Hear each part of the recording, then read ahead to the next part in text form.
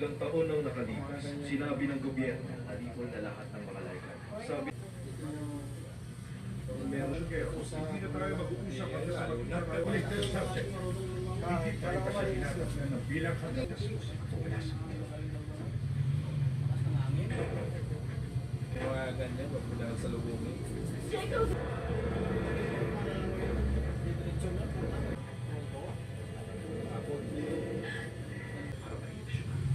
Sigurado ko manda na siya.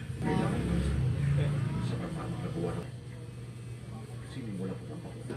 Tandaan mo yan. Hindi natin alam kung ilang lahat ka na tinatago nila.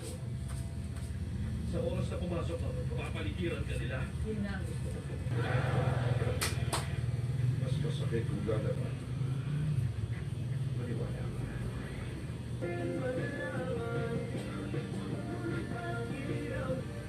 Magbabago. Wala lagi suma, porque 3. Ngayong bago. Parang masyadong mabilis. Yun. May kakayanin ko po. Ha? Wala akong bantay sa Origel.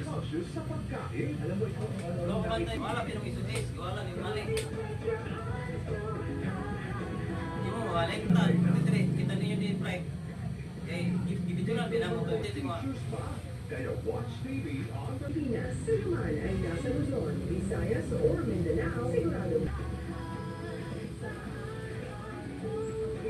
again and Oh, soft na lang may ganaman niya, Dre. Sige, pre. Isang araw sa nagbahay-bahay ang mga yan at nung pumatok sila sa akin.